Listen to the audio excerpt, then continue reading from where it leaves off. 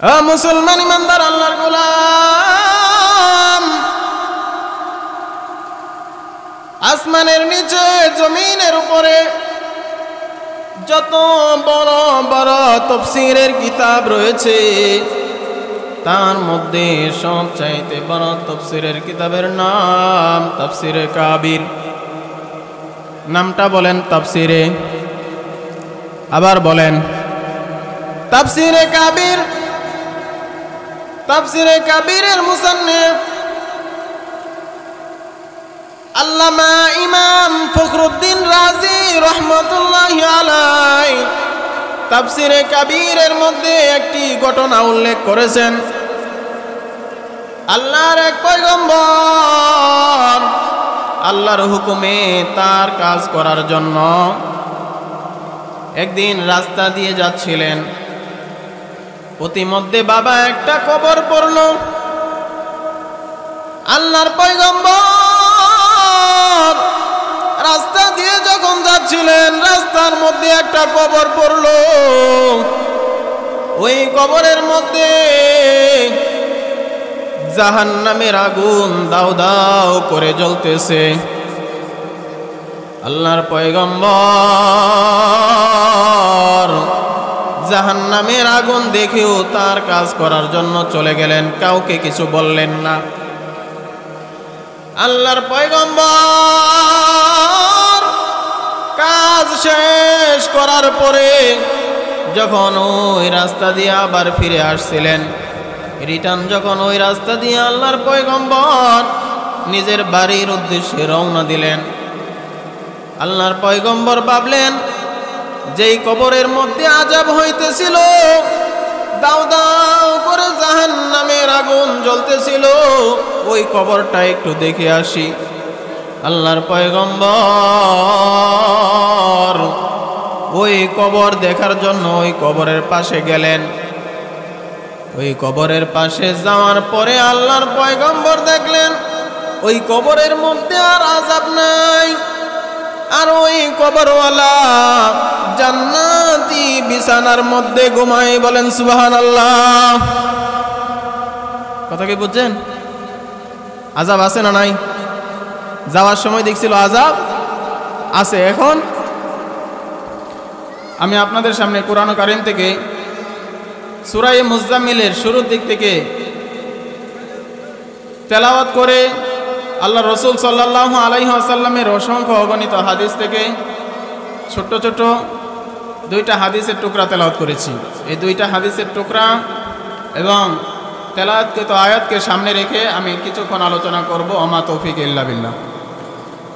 আল্লাহ পাক রব্বুল আলামিন সূরা মুজাম্মিলের মধ্যে আল্লাহ পাক রব্বুল আলামিন বলেন, ইয়া আইয়ুহাল মুজাম্মিল কুমিল লাইলা ইল্লা কলিলা নিসফাহু আও ইনকুস মিনহু কলিলা আও জিদ আলাইহি ওয়া রাত্তিলিল কুরআনা তারতিলা। এই তিনটি আয়াত থেকে আমি শেষের আয়াতের শেষের অংশ নিয়ে আপনাদের সম্মুখে কিছু আলোচনা করব। ও মুসলমান ইমানদার আল্লাহর গোলাম, ওয়ারাত্তিলিল কুরআনা তারতিলা। আল্লাহ পাক রব্বুল আলামিন আমাদেরকে তারতিলের সহিত সুন্দর করে কোরআন তেলাওয়াত করার জন্য, স্পষ্টভাবে কোরআন তেলাওয়াত করার জন্য হুকুম করেছেন। আমি আর আপনি যদি কোরআনের হক আদায় করে কোরআন থেকে সহিহ শুদ্ধভাবে কোরআন তেলাওয়াত করি, আল্লাহ পাক রব্বুল আলামিন তার প্রিয় হাবিবের মধ্যে আমাদেরকে জানায়া দেন, যে ব্যক্তি কোরআন থেকে একটি হরফ তেলাওয়াত করবে,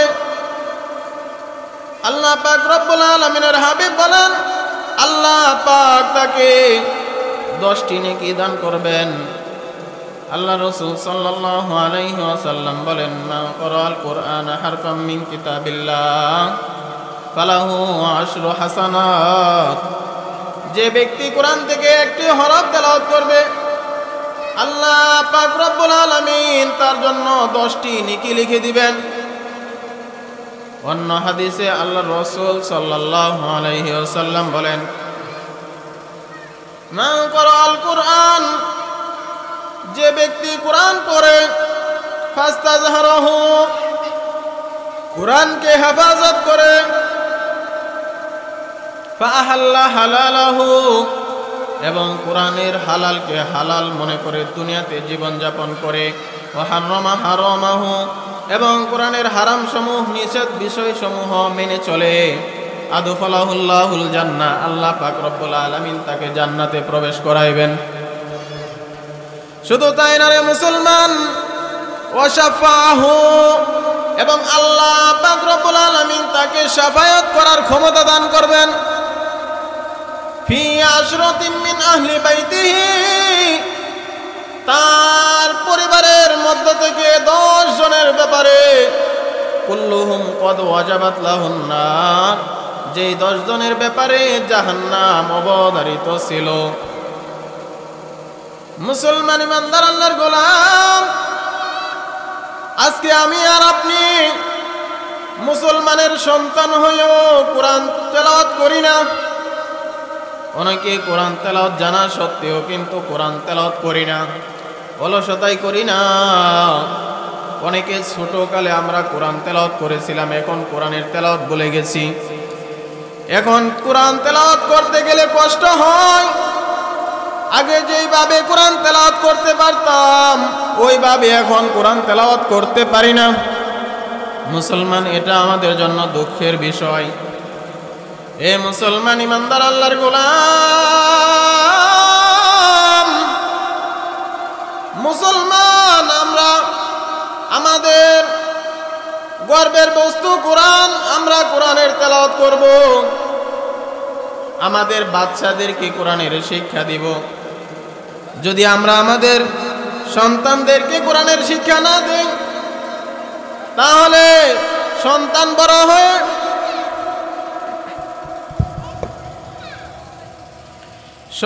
বড় হয়ে কোরআন তেলাওয়াত করতে পারবে না। সে আল্লাহ পাক রব্বুল আলামিনের কালামুল্লাহ তেলাওয়াত করতে পারবে না। হাসরের ময়দানে আল্লাহ পাক রব্বুল আলামিনের সামনে বলবে, ওগো দয়ার মালিক আল্লাহ,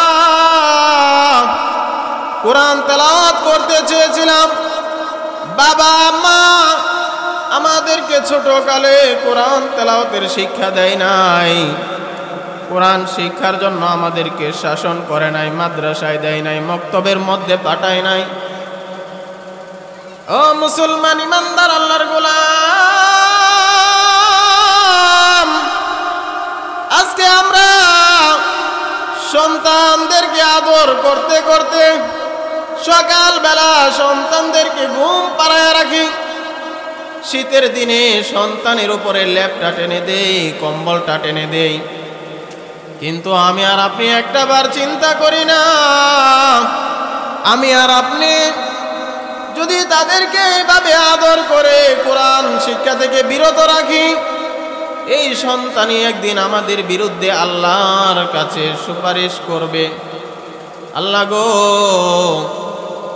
মা এবং বাবা যদি আমাদেরকে শাসন করে কোরআন শিক্ষা দিত, তাহলে আমরা কোরআন অনুযায়ী জীবন যাপন করতাম, আর রাসূলের হাদিস অনুযায়ী জান্নাতে প্রবেশ করতাম।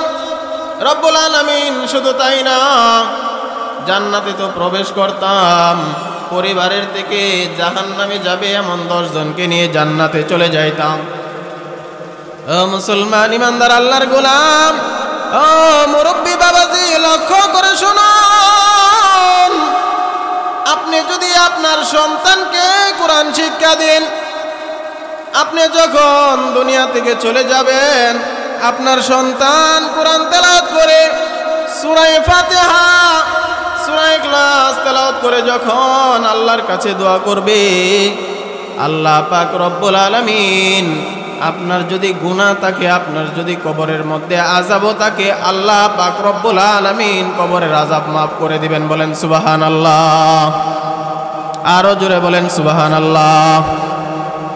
প্রয়োজনে আপনারা সামনে এসে বসেন, যাতে আমি আর আপনি কথা বলতে যাতে সুন্দর হয় এবং আপনারা যাতে আমাকে দেখেন। আলোচনাটা বোঝার চেষ্টাও করবেন। মুসলমান ইমানদার আল্লাহর গোলাম,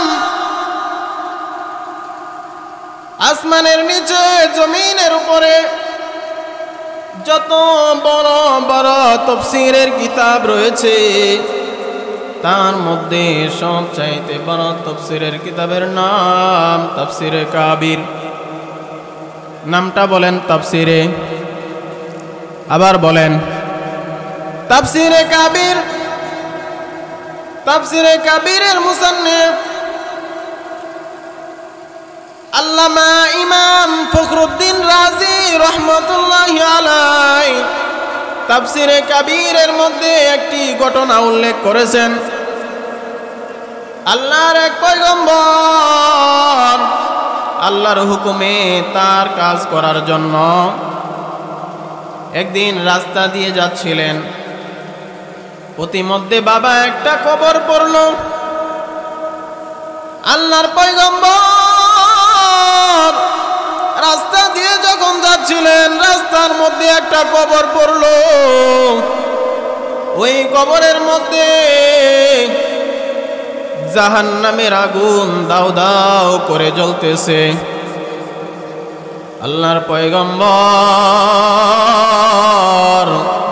জাহান্নামের আগুন দেখেও তার কাজ করার জন্য চলে গেলেন, কাউকে কিছু বললেন না।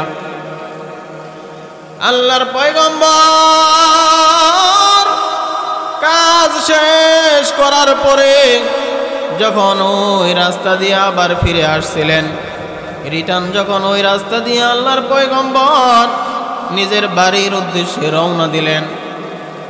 আল্লাহর পয়গম্বর ভাবলেন যেই কবরের মধ্যে আযাব হইতেছিল, দাউ দাউ করে জাহান্নামের আগুন জ্বলতেছিল, ওই কবরটা একটু দেখে আসি। আল্লাহর পয়গম্বর ওই কবর দেখার জন্য ওই কবরের পাশে গেলেন। ওই কবরের পাশে যাওয়ার পরে আল্লাহর পয়গম্বর দেখলেন ওই কবরের মধ্যে আর আযাব নাই, আর ওই কবরওয়ালা জান্নাতি বিছানার মধ্যে ঘুমায়। বলেন সুবহানাল্লাহ। কথা কি বুঝছেন? আযাব আছে না নাই?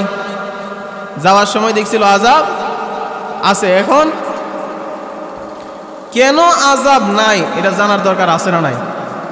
আমি আর আপনি মরবো কিনা, কবর সামনে আছে কিনা, তো কবরের আযাব কিভাবে হটানো যায় এটা জানার দরকার আছে কিনা? শুনতে চান? বলবো। আল্লাহর পয়গম্বর আল্লাহকে ডাক দিয়ে বলে, রব্বুল আলামিন, ওগো দয়ার মালিক আল্লাহ,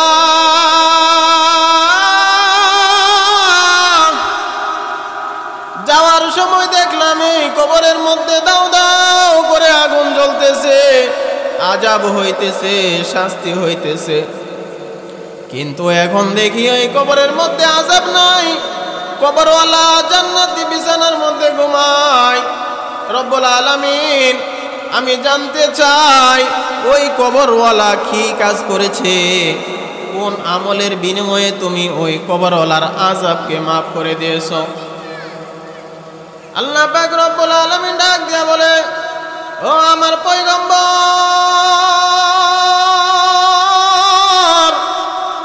ওই কবরওয়ালা তেমন কোনো নেক আমলের কাজ করে নাই, দুনিয়াতে সে কোনো নেক আমল করে যায় নাই, সে ছিল গুনাহগার,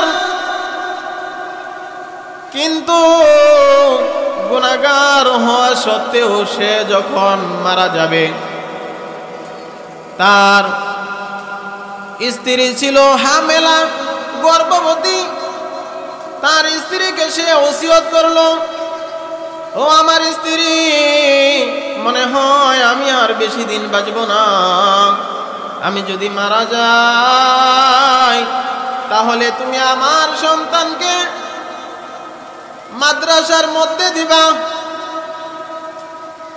আল্লাহর পয়গম্বরকে আল্লাহ জানায়া দেয়, সে যখন মৃত্যুবরণ করলো গুনাহ নিয়ে মারা গেল।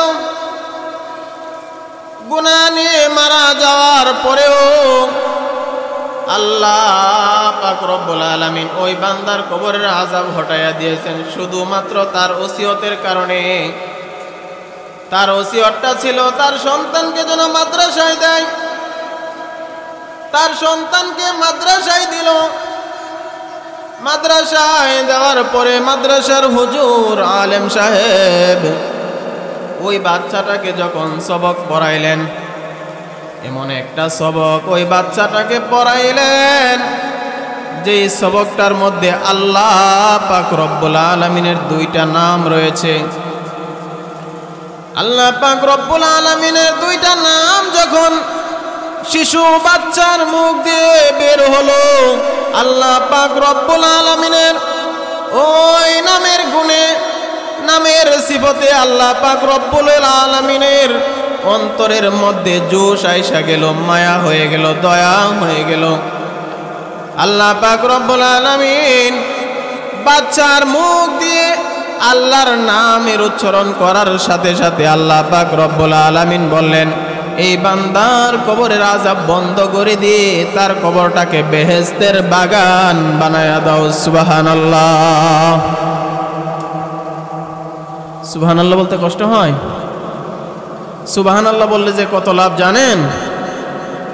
সুবহানাল্লাহ যদি বলেন, জান্নাতের মধ্যে একটা গাছ হবে, সেটা আবার আপনার জান্নাতে থাকবে। ওই গাছটার প্রশস্ত হবে 500 বছর দৌড়াইলেও আরবের তেজি গুড়া দিয়ে ওই গাছটার ছায়া শেষ হবে না। ওই গাছের ফল মূল সব কিছুর মালিক আপনি।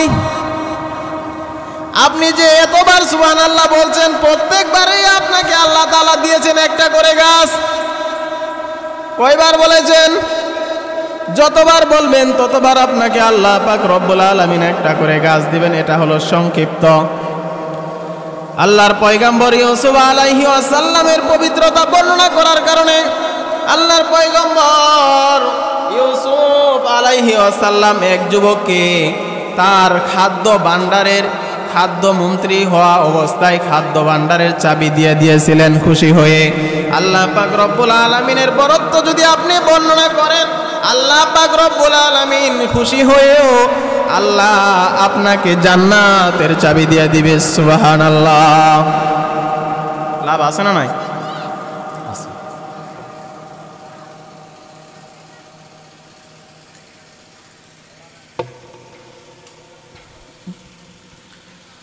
আরেকটা ফায়দা বলে দেই, সুবহানাল্লাহ যখন আপনি বলবেন, বান্দা যখন সুবহানাল্লাহ বলবে, আমি তো গুনাহগার, আমি অপবিত্র। সুবহানাল্লাহ অর্থ আল্লাহ মহাপবিত্র। সুবহানাল্লাহ অর্থ আল্লাহ মহাপবিত্র। বলেন সুবহানাল্লাহ অর্থ কি? আল্লাহ মহাপবিত্র। আমি আর আপনি যদি আল্লাহ মহাপবিত্র বলি, তারপরেও আল্লাহ পবিত্র। আর যদি আমি আর আপনি আল্লাহ মহাপবিত্র না বলি, তারপরেও আল্লাহ পবিত্র। কিন্তু আমরা অপবিত্র বান্দা যখন আল্লাহর পবিত্রতা বর্ণনা করবে, আল্লাহ পাক রব্বুল আলামিন বলেন, আমার পবিত্রতা বর্ণনা করার কারণে বান্দা বান্দিরা তোমাদেরকে আমি পবিত্র বানাইয়া দিলাম। হ্যাঁ, এখনো আওয়াজ ছোট হয়ে রয়েছে, বড় হয়েছে না? বলতেছিলাম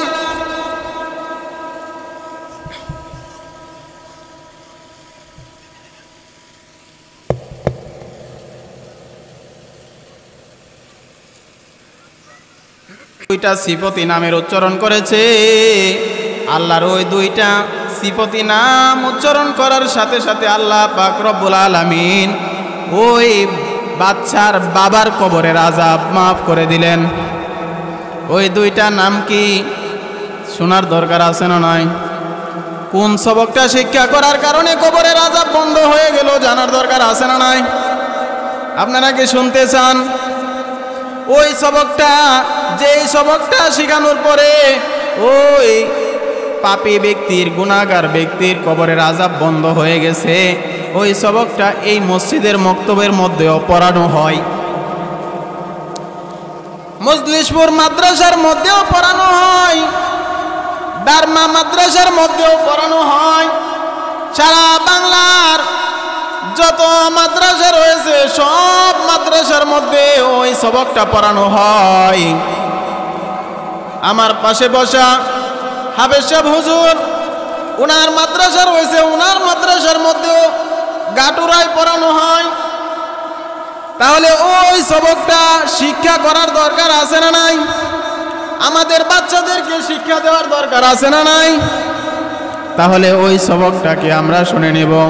আল্লাহ পাক রব্বুল আলামিন ওই পয়গম্বরকে জানাইয়া দেন, ও পয়গম্বর আমি জানাইয়া দিব তোমাকে কোন সবকটা শিক্ষা করার কারণে আমি আমার বান্দার কবরের আযাব মাফ করে দিয়ে তাকে তার কবরটাকে বেহেশতের বাগান বানাইয়া দিলাম। এর আগে তুমি আমাকে একটা কথা বলো পয়গম্বর, যদিও আমি তোমার মনের কথা জানি, দিলের কথা জানি, তথাপিও আমি তোমার মুখ থেকে শুনতে চাই, তোমার কাছ থেকে জানতে চাই তোমার চোখে পানি কেন? তোমার চোখের পানি দিয়ে বেয়ে বেয়ে দাড়িগুলো ভিজে যাচ্ছে। পয়গম্বর আল্লাহকে ডাক দেয়া বলে, রব্বুল আলামিন এই বাচ্চাটা কত ভাগ্যবান, এই বাচ্চার একটা সবক পড়ার কারণে আল্লাহ পাক রব্বুল আলামিন ওই বাচ্চার বাবার কবরের আযাব মাফ করে দিয়েছে। আমিও কেমন বাবার সন্তান, আমিও কেমন মায়ের সন্তান। আজকে আমরা দুনিয়াতে আছি, আমরা কিভাবে জীবন যাপন করি, আমরা কিভাবে দুনিয়ার মধ্যে চলাচল করি। আমার বাবা দুনিয়াতে নাই, আমার মা দুনিয়াতে নাই। আমি যদি ওই সবকটা পড়তাম তাহলে আল্লাহ আমার বাবা মায়ের কবরের আযাব মাফ করে দিতেন। কথা বলেন ঠিক কিনা? এখন আমাদের মাতা এবং পিতার কবরের আযাব মাফ করার দরকার আছে না নাই? চান তো? আমরা সন্তান হিসাবে ওই বাচ্চাটা ভাগ্যবান না আমরা ভাগ্যবান? ওই বাচ্চাটা কত ভাগ্যবান। আমাদেরও সন্তান হয়, ওই লোকেরা আল্লাহ সন্তান দিছে। কথা বলেন ঠিক কিনা? আমাদের সন্তানদেরকে ওই সবকটা শিক্ষা দিবেন তো ইনশাআল্লাহ? বলবেন হুজুর সবকটাই তো এখনো বললেন না, শিক্ষাটা দিব কি? বলবো তো, শেষ পর্যায়ে বলে দে, আর নাই চলে যাবেন। পয়গম্বর তোমার চোখের পানি কেন বের হলো? পয়গম্বর জবাব দেয়, আল্লাহ ওই বাচ্চাটা কত ভাগ্যবান। এমন বাচ্চা যদি মজলিশপুরে থাকতো, এমন বাচ্চা যদি সারা বাংলাদেশে থাকতো, এমন বাচ্চা এমন সন্তান যদি আপনার আর আমার হতো, আমরাও ভাগ্যবান হতাম কিনা? আল্লাহর পয়গম্বর বলে, ও রব্বুল আলামিন বুঝলাম ওই বাচ্চার কারণে তুমি কবরের আযাব বন্ধ করে দিয়েছো, কিন্তু সবকটা কি? সবকটা যখন পড়বো সবাই আমার সাথে পড়বেন, রাজি আছেন তো ইনশাআল্লাহ? এটা হলো আল্লাহ পাক রব্বুল আলামিনের কালাম শুরু করার আগে বিসমিল্লাহ পড়া লাগে কিনা? বিসমিল্লাহ আপনারা পারেন কিনা? বিসমিল্লাহ সবাই পড়বেন তো ইনশাআল্লাহ? চলেন সবাই, বিসমিল্লাহির রহমানির রহিম। বিসমিল্লাহর শেষে রহমান এবং রহিম দুইটা নাম আছে না নাই? রহমান নাম কার? জোরে বলেন, আরো জোরে বলেন। রহিম নাম কার? আপনারা কি খান নাই? দুপুরে খান নাই? আস্তে আল্লাহ আল্লাহ জোরে বলেন, আল্লাহ। মাশাআল্লাহ, আওয়াজ বাড়াবেন। রহমান এবং রহিম দুইটা নাম রয়েছে। ওই দুইটা নাম যখন আলেম সাহেব তার বাচ্চাকে শিক্ষা দিলেন, ওই বাচ্চার মুখ দিয়া যখন বিসমিল্লাহির রহমানির রহিম পড়া শুরু করলো, রহমান আর রহিম নাম শোনার সাথে সাথে আল্লাহর জামালিয়তের মধ্যে, দয়ার সাগরের মধ্যে ঢেউ খেলে গেল। আল্লাহ পাক রব্বুল আলামিন কবরের আযাব মাফ করে দিল। এখন আমার আর আপনার সন্তানকে কোরআন শিক্ষা দেওয়ার দরকার আছে না নাই? বিসমিল্লাহর সবক স্কুলে দেওয়া হয় না মসজিদে দেওয়া হয়? কলেজে দেওয়া হয় না মাদ্রাসায় দেওয়া হয়? তাহলে আপনার সন্তানকে কলেজে দিবেন না মাদ্রাসায় দিবেন? আপনার সন্তানকে সকালবেলা লেপ দিয়া কম্বল দিয়া ঘুম পাড়াইবেন না, সকালে ঘুম থেকে উঠাইয়া মক্তবে পাঠাইবেন। আপনার আমার সন্তানকে যদি আমি মক্তবের মধ্যে পাঠাই, সন্তান যখন বিসমিল্লাহ শিখবে, আলহামদুলিল্লাহর সূরা শিখবে, সূরা ইখলাস শিখবে, আমি আর আপনি যখন মারা যাব, আমার কবরের পাশে গিয়ে যখন দাঁড়াইবে, সূরা ফাতিহা পড়বে, সূরা ইখলাস পড়বে, রব্বির রহমহুমা কামা রব্বায়ানি সগীরা পড়বে, আল্লাহ পাক রব্বুল আলামিন সাথে সাথে কবরের আযাব মাফ করে দিবেন। সুবহানাল্লাহ। তাহলে যে বয়ানটা করা হলো কোরআন শরীফ শিক্ষা দেওয়ার ব্যাপারে, বিসমিল্লাহ শিক্ষা দেওয়ার ব্যাপারে, এটা মক্তবের মধ্যে শিক্ষা দেওয়া হয়, আপনাদের মসজিদে দেওয়া হয়, ওই বড় মসজিদে দেওয়া হয়, মজলিসপুর মাদ্রাসায় দেওয়া হয়। তাহলে ওই সবকটা আমরা শিক্ষা দিব তো ইনশাআল্লাহ। আমাদের সকল সন্তানদেরকে কোরআনী শিক্ষায় শিক্ষিত করবো, রাজি আছি তো ইনশাআল্লাহ। আল্লাহ পাক আমাদের সকলকে নিজে কোরআন শিক্ষা করার এবং আমাদের সন্তানদেরকে কোরআন শিক্ষা দেওয়ার তৌফিক দান করুক। সবাই বলে আমিন। থাকবেন তো ইনশাআল্লাহ? মাহফিল শেষ থাকবো ইনশাআল্লাহ। রাজি আছেন তো ইনশাআল্লাহ? আল্লাহ পাক আমাদের সকলকে এই কোরআনের মাধ্যমে, কোরআন তেলাওয়াতের মাধ্যমে আমাদেরকে নিজেদের জীবন সুন্দর করার এবং পরলৌকিক জীবন সুন্দর করার তৌফিক দান করুক। সবাই বলে আমিন। ওয়া আখির দাওয়ানা আলহামদুলিল্লাহি রাব্বিল আলামিন। আসসালামু আলাইকুম ওয়া রাহমাতুল্লাহ।